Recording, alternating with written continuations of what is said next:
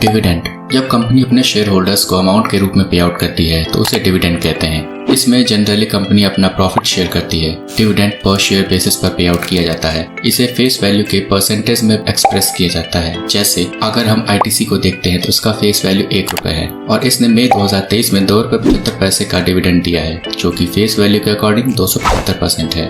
ऐसा जरूरी नहीं कि कंपनी हर साल डिविडेंड बांटे और न ही ये जरूरी है कि कंपनी प्रॉफिट होने पर डिविडेंड बांटे। अगर कंपनी के पास प्रोजेक्ट्स हैं जिन पर फंड्स की रिक्वायरमेंट है तो कंपनी उसे डिविडेंड के रूप में न देकर ग्रोथ में लगा सकती है। कंपनी सिर्फ प्रॉफिट होने पर ही डिविडेंड नहीं देती। अगर कंपनी के पास सफिशिएंट कैश है तो उसका इस्तेमाल डिविडेंड देने के रूप में कर सकती है। डिविडेंड देने का डिसीजन डायरेक्टर्स की एनुअल जनरल मीटिंग में लिया जाता है। डिसीजन लेने के तुरंत बाद ही डिविडेंड नहीं बांटा जाता है। इसका एक प्रॉपर साइकिल होता है। डिविडेंड डेट डिक्लेयर की जाती है, उसके बाद एक्स डेट, फिर रिकॉर्ड डेट और तब dividend pay out date declare होती है। डिविडेंड डिक्लेरेशन डेट, इस दिन कंपनी की एजीएम मीटिंग होती है और बोर्ड डिविडेंड इशू अप्रूव करती है। एक्स डेट, जिन शेयर होल्डर्स के पास एक्स डेट या एक्स डिविडेंड डेट से पहले कंपनी के शेयर्स होते हैं उन्हें ही डिविडेंड मिलता है। अपने भारत में नॉर्मली सेटलमेंट T+2 में होता है। जैसे अगर एक्स डिविडेंड डेट 12 तारीख है तो 12 के बाद 2 बिजनेस डेज तक का टाइम सेटलमेंट के लिए दिया जाता है। ध्यान रहे कि ये 2 दिन बिजनेस डेज होते हैं। रिकॉर्ड डेट, इस दिन कंपनी एलिजिबल शेयर होल्डर्स की लिस्ट चेक करती है कि किन किन शेयर होल्डर्स को डिविडेंड पे करना है और किन को नहीं। यूजुअली डिविडेंड डिक्लेरेशन डेट और रिकॉर्ड डेट के बीच 30 दिन का अंतर होता है। डिविडेंड पे आउट डेट, इस दिन एलिजिबल शेयर होल्डर्स को डिविडेंड पे किया जाता है। अगर डिविडेंड फाइनेंशियल ईयर के अंदर दिया जाता है तो उसे इंटरिम डिविडेंड कहते हैं और अगर फाइनेंशियल ईयर के एंड में दिया जाता है तो उसे फाइनल डिविडेंड कहते हैं।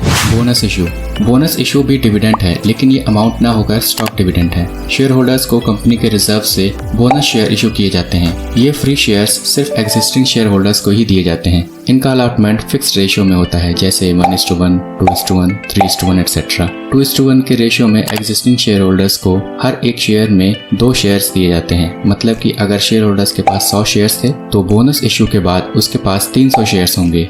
इस बात का ध्यान रहे कि बोनस इशू से नंबर ऑफ शेयर्स तो बढ़ेंगे लेकिन इन्वेस्टमेंट वैल्यू सेम रहेगी। जैसे अगर आपके पास 100 शेयर्स हैं और आपके एक शेयर की प्राइस ₹50 है तो आपके इन्वेस्टमेंट की वैल्यू होती है ₹5000। कंपनी 1:1 का बोनस इशू करती है। इससे अब आपके पास टोटल 200 शेयर्स हो जाते हैं। लॉजिकली तो आपके शेयर की वैल्यू 10,000 होनी चाहिए, लेकिन बोनस इशू का रेशियो स्टॉक प्राइस को स्प्लिट कर देता है। अब शेयर प्राइस ₹25 हो जाती है और आपकी इन्वेस्टमेंट की वैल्यू 25 × 200 = ₹5000 होगी। वहीं अगर बोनस इशू 5:1 होता है तो आपके पास टोटल शेयर्स होंगे 100 + 500 = 600 और आपके शेयर्स की प्राइस 50 / 6 = 8.33 रुपीस हो जाएगी और आपकी इन्वेस्टमेंट की वैल्यू 8.33 × 600 = ₹5000 होगी। स्टॉक स्प्लिट, स्टॉक स्प्लिट थोड़ा अजीब लग सकता है लेकिन काफ़ी सारी कंपनीज इसका इस्तेमाल करती हैं। इसमें नंबर ऑफ शेयर्स इंक्रीज होते हैं लेकिन इन्वेस्टमेंट वैल्यू सेम रहती है, बोनस इशू की तरह। स्टॉक स्प्लिट का इम्पैक्ट फेस वैल्यू पर पड़ता है। जैसे अगर आपके पास 100 शेयर्स है जिनकी फेस वैल्यू ₹10 है और शेयर प्राइस ₹500 है तो आपकी इन्वेस्टमेंट वैल्यू होती है 50,000। कंपनी स्टॉक स्प्लिट करती है 1:1 में। अब आपके पास टोटल शेयर्स 200 होंगे जिनकी फेस वैल्यू ₹5 और शेयर प्राइस ₹250 होगा। स्प्लिट के बाद आपकी इन्वेस्टमेंट वैल्यू होगी 200 × 250 = 50,000 रुपीज। और अगर स्प्लिट 1:5 होता है तो आपके पास टोटल शेयर्स होंगे 500 जिनकी फेस वैल्यू ₹2 और शेयर प्राइस ₹100 होगी। अब आपके इन्वेस्टमेंट की वैल्यू होगी 100 × 500 = 50,000 रुपीज। बोनस इशू की तरह स्टॉक स्प्लिट भी ज्यादा से ज्यादा रिटेलर्स को इन्वेस्टमेंट करने के लिए इनकरेज करती है। राइट इशू, राइट इशू के पीछे कंपनी का मोटिव फ्रेश कैपिटल रेज करना होता है, वो भी बिना किसी IPO FPO के। इनके पीछे का कॉन्सेप्ट ये है कि कंपनी अपने एग्जिस्टिंग शेयर होल्डर्स को डिस्काउंटेड प्राइस पर एडिशनल शेयर्स ऑफर करती है। जैसे 1:4 राइट इशू का मतलब है कि एग्जिस्टिंग शेयर होल्डर्स को अपने हर 4 शेयर्स पर एक एडिशनल शेयर डिस्काउंटेड प्राइस पर मिलता है। राइट इशू बोनस इशू से अलग होता है क्योंकि राइट इशू में शेयर होल्डर्स को एडिशनल स्टॉक लेने के लिए पे करना पड़ता है,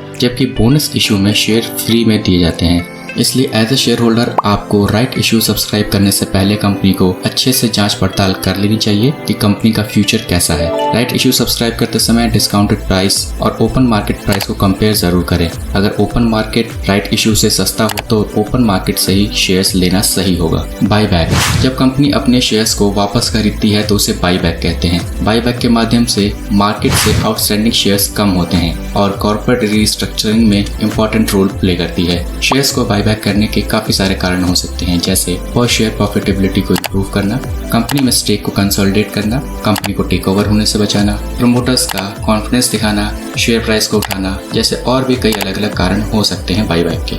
आई बिलीव कि आप इन कॉर्पोरेट एक्शंस को अच्छे से समझ गए हैं। अगर आपका कोई सवाल हो तो कमेंट बॉक्स में बताएं। वीडियो को लाइक करके चैनल को सब्सक्राइब कर लें और नोटिफिकेशन को ऑल पर सेट कर लें ताकि कोई भी वीडियो आपसे मिस ना हो। मिलते हैं नेक्स्ट वीडियो में नई नॉलेज के साथ। Till then keep watching the billionaire brains. जय हिंद।